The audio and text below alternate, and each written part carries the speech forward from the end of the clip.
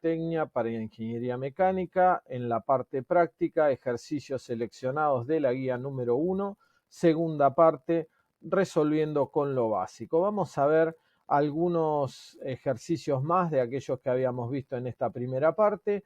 Vamos a ver desde el ejercicio problema número 12, donde nos dicen que tenemos que construir los diagramas fasoriales y de impedancias y determinar las constantes del circuito si la tensión es un valor de una función sinusoidal y la corriente también es otro valor sinusoidal.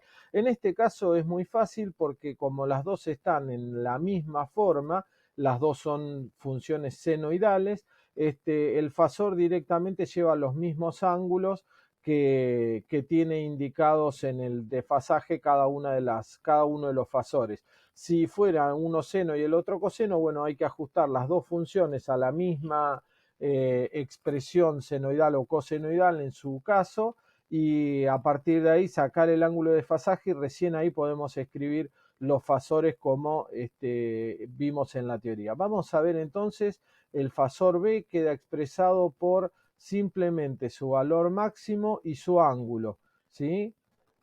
Sin ningún problema. 15 grados con respecto a una referencia cualquiera. Obviamente en este caso es absolutamente genérico porque generalmente se toma a la tensión como referencia. En este caso, bueno, se tomó alguna referencia que está fuera de los valores de tensión y de corriente, no es para nada problemático. Por otro lado, obviamente esto es en volts, ¿sí? Y la corriente estará expresada en los correspondientes amperes.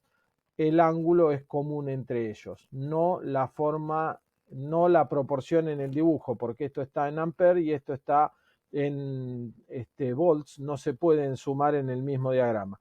De todas maneras, nos permite esta expresión calcular con mucha facilidad usando la ley de Ohm para alterna, con mucha facilidad calcular la expresión de la impedancia. Lo escribimos ya, fíjense, simple y sencillamente esto nos va a dar un valor de 50 con ángulo 60 positivo, y eso va a ser expresado en dos partes, una parte real 25 más J. Recuerden que la unidad imaginaria otra vez la usamos como J para no confundirla con ninguna manifestación de la corriente, y estos valores están dados en ohms. Cuestiones importantes, este valor que dice 25 ohms es directamente el valor del elemento resistencia, directamente, sin lugar a dudas, porque la resistencia, su valor no depende de la frecuencia. En cambio, este valor que está acá es el del elemento reactancia inductiva. Sé que es inductiva porque tiene un signo más, ¿sí? Porque tiene un signo más. Como es positivo, es una reactancia inductiva.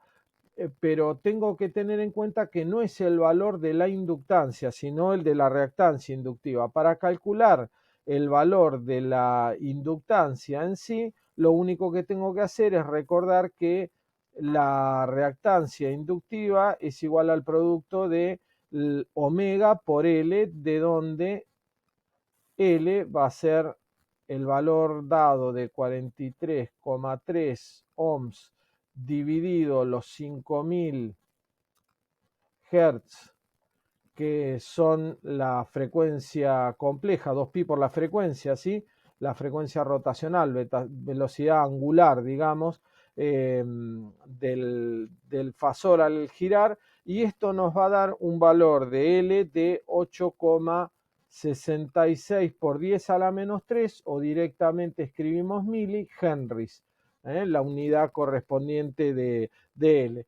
Cuando dibujamos los fasores, lo único que tenemos que tener en cuenta es que va a haber una línea de referencia que va a estar en el nivel 0, que puede ser esta que yo dibujo acá o puede ser cualquiera. Recordemos que el plano está girando con una velocidad omega. El plano de representación, en el caso de los fasores, está permanentemente girando, y puede estar en cualquier posición, depende de dónde se saque la foto. Una vez que yo fijé mi foto, digamos, con el eje de referencia en esta posición, ahí sí todo lo demás es obligatorio. Pero el eje de referencia podría estar vertical, podría estar en diagonal, en cualquier posición, porque de hecho cubre todas esas posiciones mientras está rotando con una velocidad angular de omega, es decir, en este caso 5000 veces por segundo. Muy bien, vamos a representar entonces, para terminar este ejercicio, la tensión con 15 grados por encima de la referencia y la corriente. Recuerden que tensión y corriente no tienen por qué estar en escala común, es decir, esto vale 3 amperes y esto vale 150 volts, pero no tienen por qué ser uno mucho más grande que el otro, porque en realidad la escala de volt y la escala de ampere no tienen valores en común y se pueden representar a las escalas que uno quiera. Si uno hiciera el gráfico representativo en forma medida, tendría que decir, bueno, 1 centímetro, 1 ampere, y 1 centímetro, por ejemplo, qué sé yo, 10 o 15 volts, por ejemplo, para que me fuera útil para representarlo, ¿sí? Pero en este caso no hay ningún problema, es un diagrama cuantitativo, cualitativo, digamos, y no representativo solamente y no exacto. Bien, vamos a seguir entonces con otro problemita de interés de esta misma guía, así la vamos terminando. Y vamos a ver el problema número 14, donde nos piden hallar la impedancia total y la admitancia total correspondiente a los diagramas, bueno, sería el diagrama fasorial de la figura, en este caso es uno solo, en la guía ustedes tienen otros diagramas. Cuestiones a notar importantes. Ojo con la forma, en principio, digamos, esto está dibujado de forma tal que se ve que la tensión es común a dos elementos o a dos ramas que tienen elementos diferentes, ¿sí? O sea, como hay una sola tensión representada, esta de 48 volts, puede sobreentenderse que el circuito representado está en paralelo, no hay otra tensión representada, así que todos los elementos tienen la misma tensión y tiene dos corrientes diferentes, así que hay dos ramas de ese circuito. Pero por otro lado, y esto sí hay que tenerlo en cuenta, ¿sí?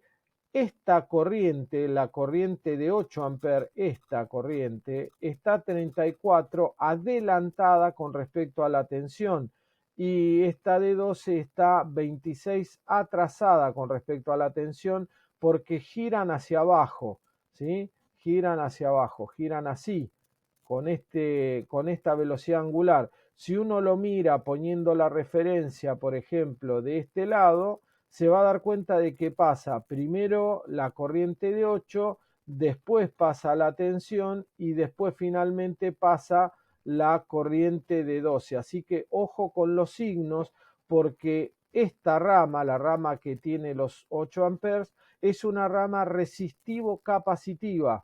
¿Sí? No está atrasada esta corriente como en principio uno podría llegar a pensar, sino que está adelantada con respecto a la tensión. Ténganlo en cuenta, ojo, porque la foto se puede sacar en cualquier lado, pero hay que ver quién es el que adelanta y quién es el que no adelanta en cada uno de los casos. Bueno, calculamos las impedancias fácilmente haciendo otra vez uso de la ley de Ohms, de la ley de Ohm para la alterna, ¿sí? En este caso, digamos, caprichosamente le dijimos Z sub 1 a la impedancia de la rama que tiene 12 amperes y menos 26 grados de corriente, y eso nos va a dar un módulo de 4 con un ángulo de obviamente más 26 grados, de donde esta impedancia va a terminar siendo 3,59 más J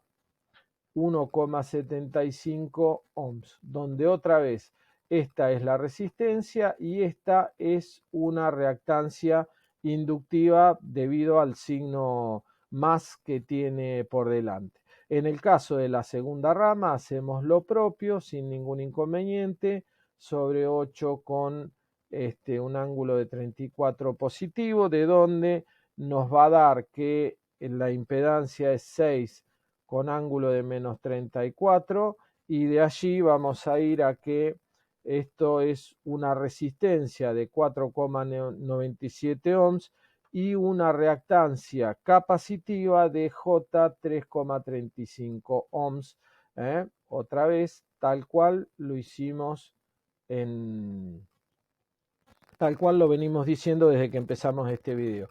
La Z total es, como siempre, 1 sobre las recíprocas, o sea, la recíproca de las recíprocas de las componentes. 1 sobre Z1 más 1 sobre Z2.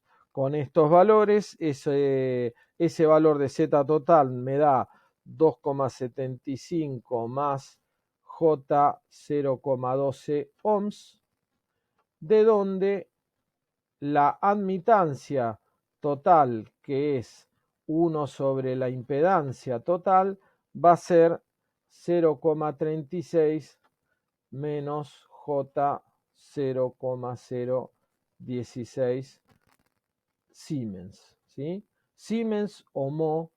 Mho se usaba antes esta unidad, así que es el ohm al revés, digamos, la omega invertida. Hoy en día se le dice Siemens, por el apellido del investigador alemán. Y bueno, ahí terminaríamos, excepto que nos quedaría por representar el esquema circuital. Vamos a representarlo rápidamente. El esquema circuital tiene una resistencia y una inductancia en el caso de la rama 1,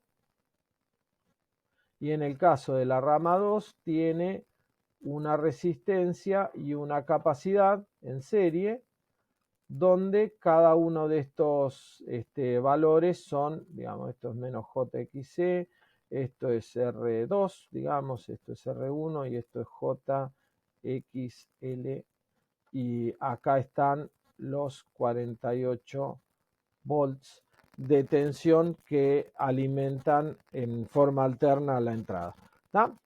Muy sencillito, lo único, insisto, con lo cual hay que tener cuidado es con el orden en el cual están las cosas, porque si yo interpretaba inapropiadamente, por ejemplo, que la corriente de 8 estaba atrasada con respecto a la tensión, porque podría estar dibujado al revés, no habría ningún problema, no hay ninguna incoherencia en que yo dibuje esto y hubiera puesto, por ejemplo, omega para el otro lado, que yo hubiera puesto omega sí, no habría ningún problema, pero sí se invierten los elementos que forman cada rama. La resistencia va a estar, pero de un lado va a ser una inductancia y del otro va a ser una capacidad, y cuando yo tenga que calcular los valores específicos de esa capacidad o inductancia, van a dar completamente distintos y mal si yo interpreto mal la figura. Así que cuidado con cómo se indica el omega en cada uno de los casos, ¿sí? Este no es este,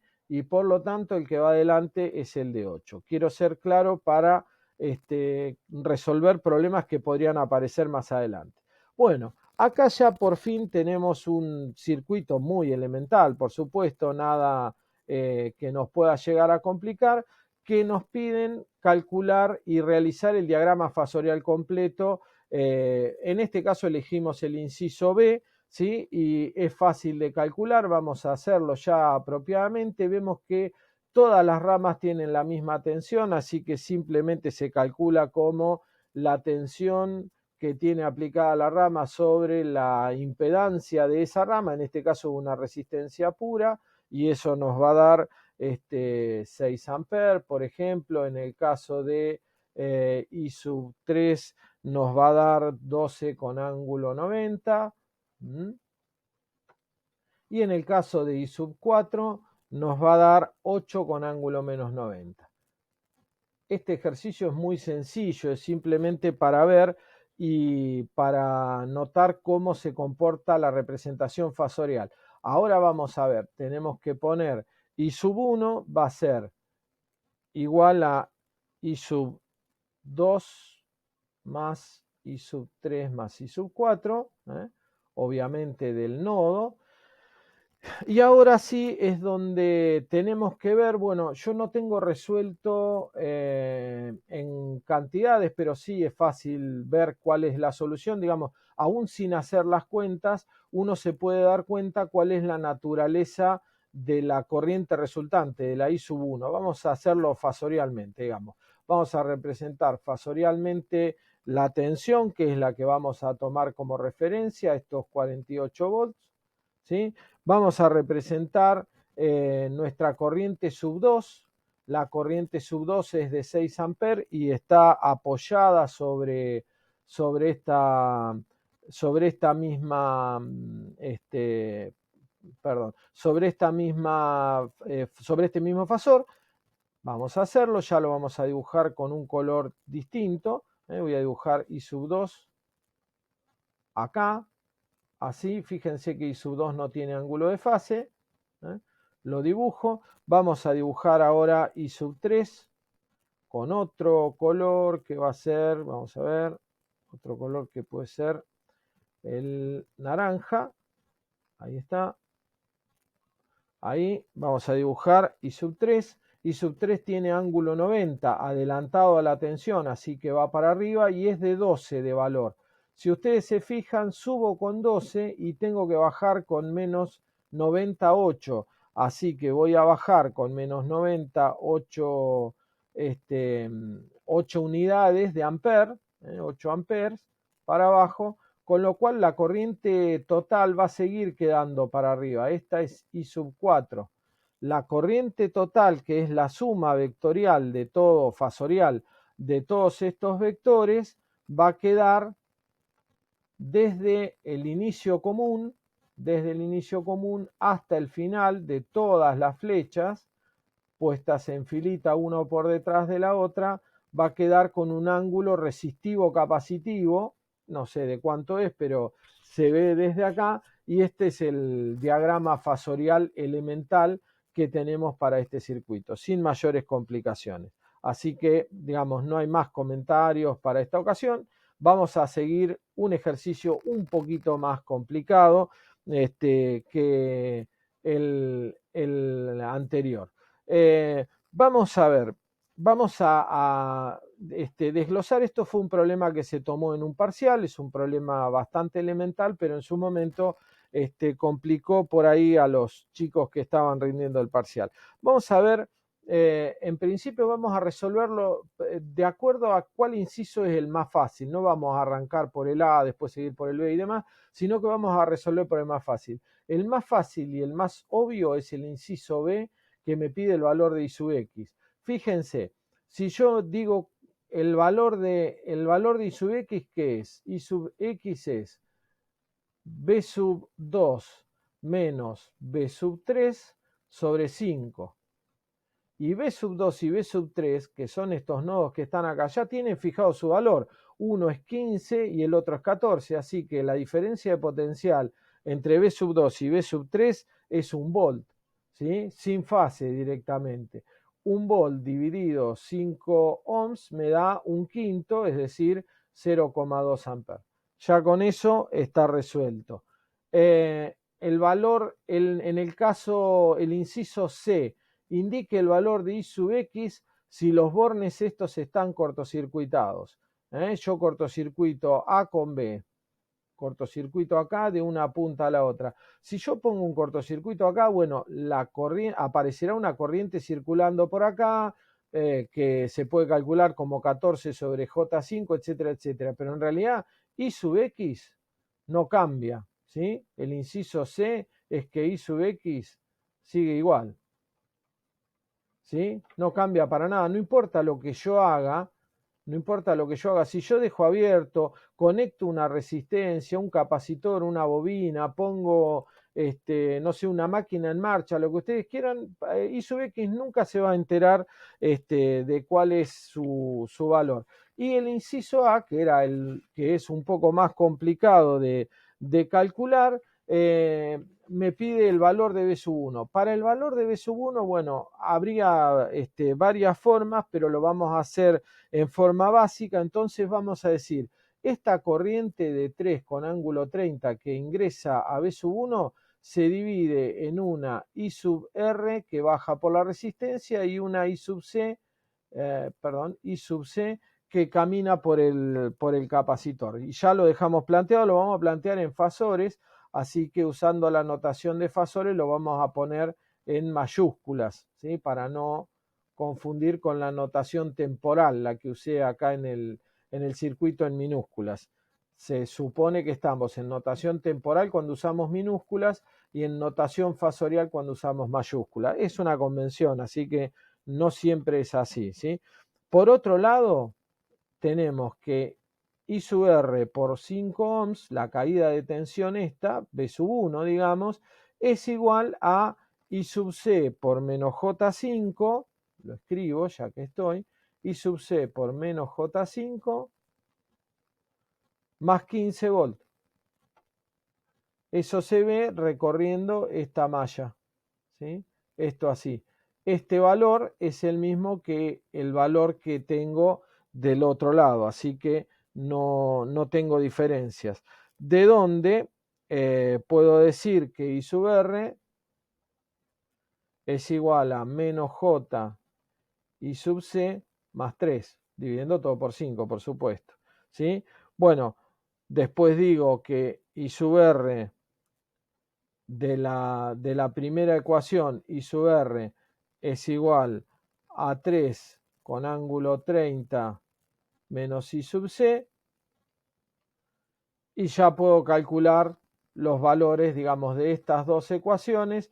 Puedo calcular cuánto vale I sub R, cuánto vale I sub C, y puedo decir que B sub 1 es igual a I sub R por 5, y ya lo tengo terminado. Se los dejo como ejercicio, no presenta mucho más interés que eso. Importante sí tener en cuenta que estos valores de tensión quedan fijados exclusivamente por sus fuentes de tensión y que no varían para nada con lo que uno ponga de este lado, entonces el circuito se independiza. Y por ahí como comentario, esta fuente de 3 con ángulo 30, digamos esta corriente de 3 con ángulo 30 amperes que se ve que entran en el nodo y salen del otro lado, podría tranquilamente ser pensada como una fuente de corriente constante de valor 3 con ángulo 30 que está conectada entre estos dos bornes, y así darle una forma más circuital a la cosa para que no me quede abierto el circuito de ninguno de los dos lados. Muy bien, hasta acá entonces la guía 1, ya los próximos videos van a ser de la guía 2 en adelante y vamos a seguir avanzando hacia un mejor manejo de los circuitos. Nos vemos en el próximo video. Muchas gracias.